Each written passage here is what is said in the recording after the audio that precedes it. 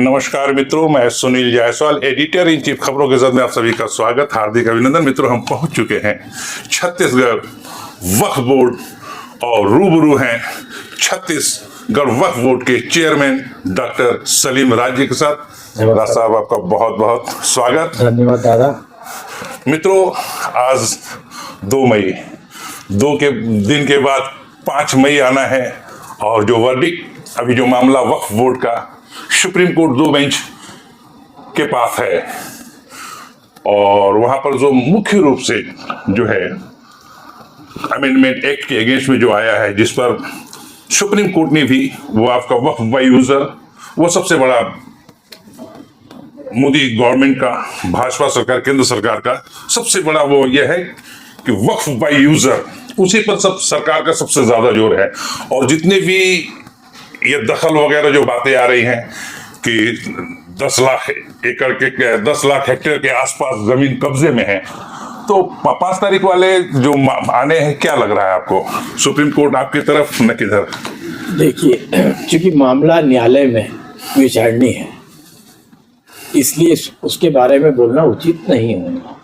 बाकी केंद्र सरकार ने और राज्य वक्फ बोर्ड ने भी एक अपना जवाब प्रस्तुत किया है कि नया वक्फ बिल मुस्लिम समाज की तरक्की के लिए बनाया जा रहा है, मुस्लिम समाज की बेहतरी के लिए, मुस्लिम समाज को शिक्षित करने के लिए और मुस्लिम समाज का कैसा उत्थान हो उसके लिए किया। जो कोर्ट में गए हैं, करीबन 70 याचिका के आसपास गई है, 70 में से 50 लोग ने वक्फ बोर्ड की जमीनों में कब्जा किया हुआ है। कब्जा करने के कारण अपने बचाव के लिए समाज को गुमराह करने का काम किया जा रहा है और अपनी प्रॉपर्टी को बचाने के लिए नया वक्फ बिल को गलत बोला जा रहा है। नया डॉक्टर साहब ने बात कही अपनी प्रॉपर्टी को बचाने के लिए, तो जो बड़े बड़े चेहरे जो आ रहे हैं अमेंड एक्ट के बिल में, हैदराबाद से बात शुरू करें, दिल्ली की बात करें, मुंबई की बात करें, तो ये जो बड़े बड़े जो चेहरे हैं, तो ये जो बड़े चेहरों में नाम बता दूं, all India Muslim personal law board के अरशद मदनी जी वो प्रॉपर्टी में काबिज है। कांग्रेस के राष्ट्रीय अध्यक्ष मल्लिकार्जुन खड़गे जी है, हज के भूमि पे काबिज है वह प्रॉपर्टी में काबिज जी। भारत सरकार के पूर्व केंद्रीय मंत्री, कांग्रेस के वरिष्ठ नेता CK जफर शरीफ जी,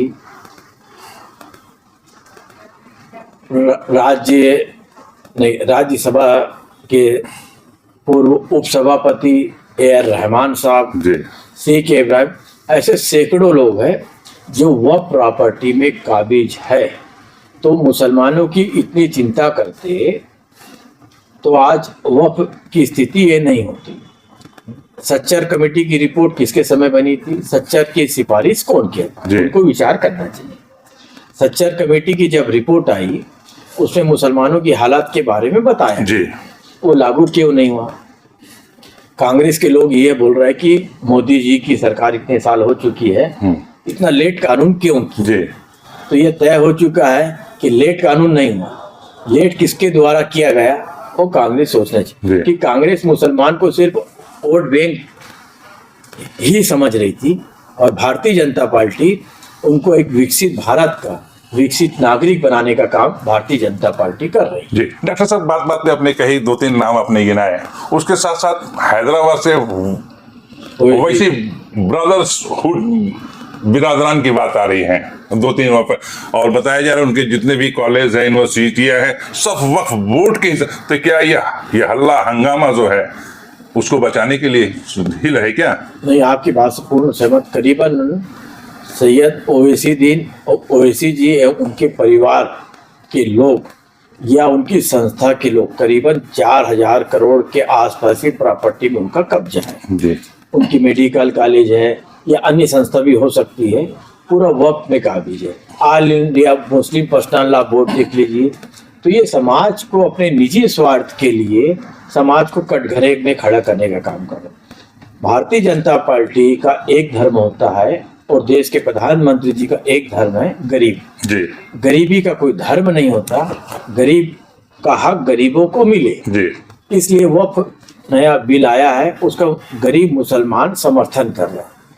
कांग्रेस के नेता और तथा तथाकथित स्वयंभू नेता जो जी। मुस्लिम समाज के बने हुए हैं, उन लोग ये वक्फ बिल का विरोध कर रहे हैं। जी जिस दिन नया वक्फ बिल आ जाएंगे, मुस्लिम समाज की तरक्की हो जाएगी। जी जी जी डॉक्टर साहब, कल डॉक्टर जितेंद्र सिंह पीएमओ मैंने केंद्रीय मंत्री छत्तीसगढ़ के दौरे पर आए थे और बहुत सारी तंजीमों के और जो मुस्लिम के जो क्या कहते हैं जितने संस्थाएं हैं, अदारे हैं और भी जो प्रमुख लोग हैं, उनके साथ उन्होंने मीटिंग की और विशेष रोल उसमें आपके वक्फ बोर्ड का रहा, मैंने डॉक्टर साहब आपका रहा, नहीं समाज तो समाज का ही के लेके चलिए।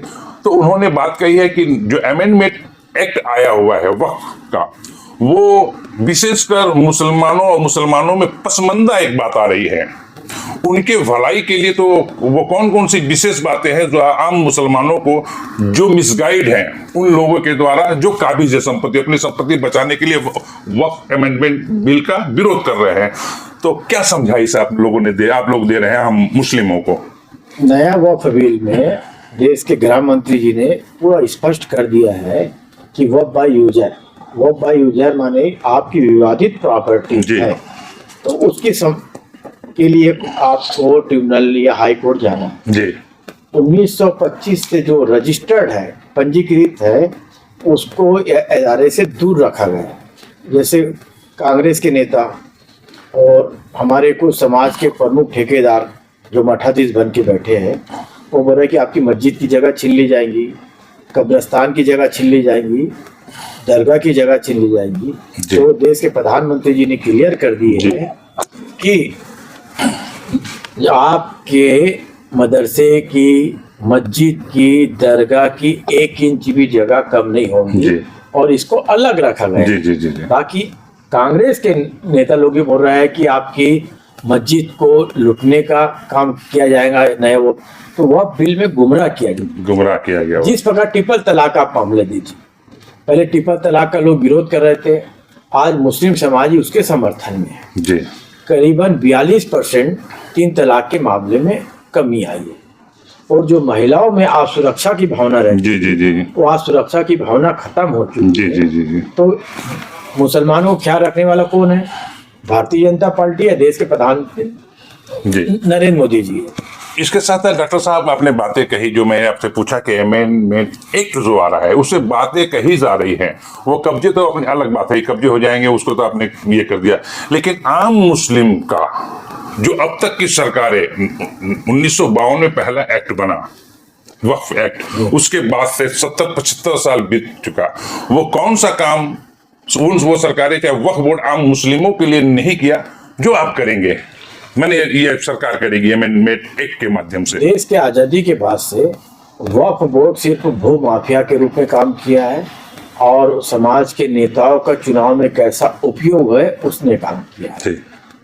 अब क्योंकि नया वक्फ बिल आने से ये जो जगह खाली पड़ी है उसमें हॉस्पिटल्स बनेंगे, गर्ल्स हॉस्टल बनेंगे, शॉपिंग मॉल बनेंगे, उससे जो आमदनी होंगी वो समाज की तरक्की के लिए, समाज को शिक्षित करने के लिए लगेगा। तो इस मुसलमानों को तो खुश होना चाहिए। बाकी कांग्रेस के तथाकथित नेता समाज को गुमराह करने का काम कर रहा है। कल इसी पर भारत सरकार के जो मंत्री जितेंद्र सिंह जी ने एक व्याख्यानमाला थी, व्याख्यानमाला में समाज के लोगों को स्पष्टीकरण कर दिया गया है और उन्होंने उसके बाद मुस्लिम समाज आकर जितेंद्र जी का और माननीय विष्णुदेव साय जी का इस्तेमाल किया और बोले कि गरीबों का हमदर्द कौन, गरीबों का हमदर्द कौन? तो गरीबों का हमदर्द देश के प्रधानमंत्री नरेंद्र मोदी जी। इसके साथ साथ बात करते करते पसमंदा की भी बात आपने कही। आज से पहले अगर 2-4-5 साल पहले पसमंदा आम लोगों के लिए हम लोग भी चर्चा भी नहीं करते, पसमंदा चर्चा भी नहीं करते। तो पसमंदा की बात चलिए, पसमंदा कहते हैं कि आपके जो 75% जो मुस्लिम तबका है उसके अंतर्गत आता है। बाकी जो हल्ला मचा रहे हैं वो जो उच्च तबके के हैं, उनमें से एक सैयद वगैरह जो आ रहे हैं, पठान जो आ रहे हैं, तो ये पसमंदा। और अभी आपने बात किया कि 2 दिन पहले प्रधानमंत्री और गृह मंत्री और आपके वैष्णव जी, अश्विन वैष्णव जी ने जातीय जनगणना का एक जबरदस्त राजनीतिक भूचाल पैदा कर दिया है।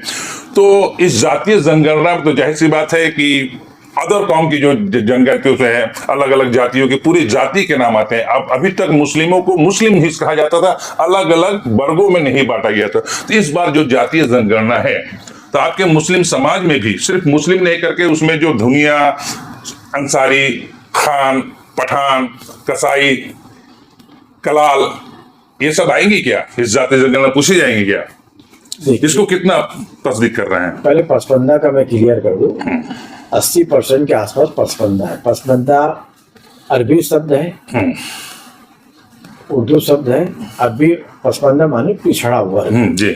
जिस प्रकार हिंदू समाज में पिछड़ा वर्ग है, और सब मुस्लिम समाज में भी पिछड़ा वर्ग। जी। पिछड़ा वर्गों को पसमंदा समाज बोला जाता है। तो पसमंदा समाज के जिस प्रकार हिंदू समाज के जो उच्च जाति के कुछ लोग थे, जो समाज नीची जाति का तब उत्थान नहीं हो पा रहा था। शोषण करते थे। हाँ, शोषण होता था, नहीं होता। हाँ, वो अलग बात है, लेकिन माना जाता था, ये माना जाता था। उसी बाकी मुस्लिम समाज में तो ये है कि पसमंदा पिछड़ा वर्ग का उत्थान नहीं हो पाया। जो उच्च जाति के थे, मस्जिदों में वक्फ बोर्डों के मेंबर्स एवं उच्च पदों पर नहीं जा पाते, क्योंकि पसमंदा ग्रुप के जो लोग पसमंदा और उनको पिछड़ा वर्ग वो नहीं, उनको मौका नहीं मिल रहा मौका। तो देश के प्रधानमंत्री चाहते हैं कि 2047 में विकसित भारत जी। तो विकसित भारत जब तक नहीं होगा, जब तक हमारा एक तबका दबाव जी जी जी एक तबका जब तक उठेगा नहीं। एक गुलदस्ता जैसे उदाहरण के लिए कि अनेक तरह के फूल रहते हैं तो गुलदस्ता खूबसूरत दिखता है। उसी प्रकार देश के प्रधानमंत्री चाहते हैं कि सब का सर्व समाज, सभी समाजों, जाति, वर्ग, धर्म से मिलकर सब एक गुलदस्ता में आ जाए, एक गुलदस्ता में आ जाए। उस दिन विकसित भारत हो जाएगा। और पसमंदा पिछड़ा समाज की चिंता करने वाले प्रधानमंत्री जी का स्वागत योग्य है कि उन्होंने गरीबी देखे है, गरीबी क्या होता है वो जानते हैं, और छुआछूत देखे है। तो जो उन्होंने छुआछूत दूर करने का काम कर रहा है वो स्वागत। जी जी। लेकिन बातें अभी क्लियर नहीं है कि जातीय जनगणना, तो जैसा कि विचार है कि सभी का उत्थान करना है, तो आप अपील करेंगे कि जातीय जनगणना के लिए जब लोग आए तो मुस्लिम समाज के लोग हैं तो अपने अपने जैसे अलग अलग दुनिया, ये सबका अपने अपने, सिर्फ मुस्लिम ना करके अपने तब वो तमाम पसमंदा निकल करके सामने आए किनकी कितनी आबादी है। तो भारत की जनगणना पर क्या परफॉर्मा बना है, क्योंकि परफॉर्मा तो एक जैसा आना है। तो उसमें जाति, धर्म और विशेष तीनों लिखे रहते हैं। जिस पर हिंदू धर्म में लिखा रहता है, तो मुस्लिम समाज को भी जब जनगणना होए तो अपनी जाति लिखाए, धर्म इस्लाम लिखाए, जाति मुसलमान लिखाए, सिर्फ मुसलमान, उसके बाद वर्ग रहता है। वर्ग जी। तो कौन से वर्ग का है वो अपना वर्ग लिखाए, तो इससे क्लियर हो जाएगा कि भारत में कितने पिछड़े पसमंदा मुसलमान। एक बात और आ रही है, आपने पढ़ा होगा, शरिया कोर्ट एक मामला अभी अभी हाई कोर्ट में गया है। तो ये शरिया कोर्ट भारत के संविधान रहते, भारत के न्याय व्यवस्था रहती है, शरिया कोर्ट कहाँ से आ गया? काजी कोर्ट है, शरिया कोर्ट है, और कौन कौन से कोर्ट है? उसका मामला हाई कोर्ट, सुप्रीम कोर्ट को व्यवस्था देनी पड़ेगी नहीं, इस तरह कोई कोर्ट क्या है ये भी? ये शरिया कोर्ट इस्लाम में यह है कि जो देश में रहे वो देश के कानून का पालन जी। तो देश में देश संविधान से चलेगा, शरीयत हदीस से नहीं चलेगा। जी जी जी। यहाँ के मुसलमानों को सोचना चाहिए जी कि जो कानून है कानून का पालन करें। इसको इस्लामिक देश तो है नहीं, धर्म निरपेक्ष देश है। तो जो हमारा संविधान बना है, संविधान में हम बंधे हुए हैं और संविधान के अनुसार ही कार्रवाई होगी। शरिया कानून का पालन करना है या शरिया कानून चलाना है तो आपको इस्लामिक देश जाइए। इस्लामिक देशों में भी शरिया कानून नहीं है।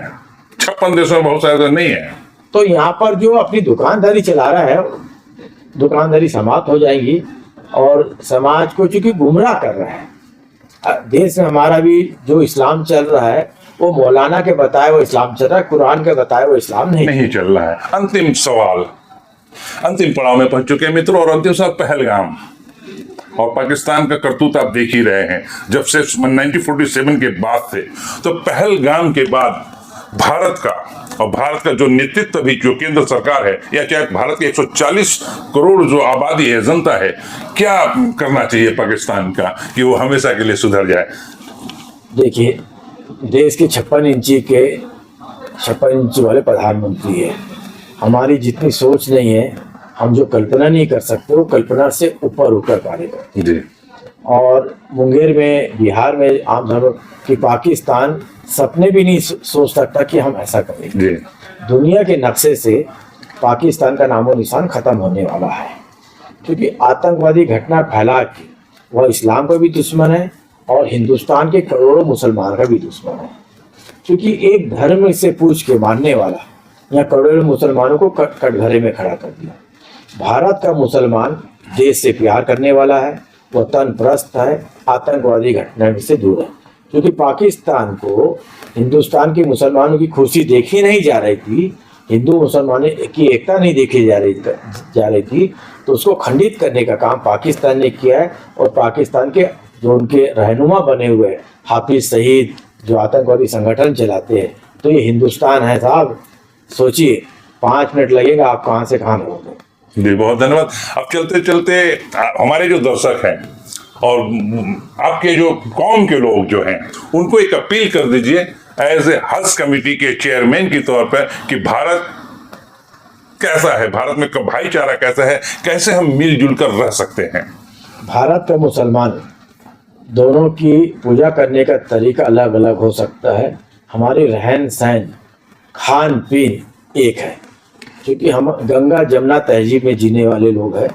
धर्म, हम मस्जिद में जाइए तो अच्छे से इबादत करिए, और हिंदू भाई जाए तो मंदिर में अच्छे से पूजा करिए। जब दोनों निकले तो एक ऐसा गले मिल के निकले कि खुशहाल हिंदुस्तान दिखे और दुनिया के लोगों को मुंह बंद हो जाए कि यहाँ पर कोई हिंदू मुसलमान नहीं है, हम पहले भारतीय है और देश से प्यार करने वाले लोग हैं। धर्म अलग अलग हो सकता है, राष्ट्र हमारा एक है। बहुत बहुत धन्यवाद। धन्यवाद डॉक्टर साहब।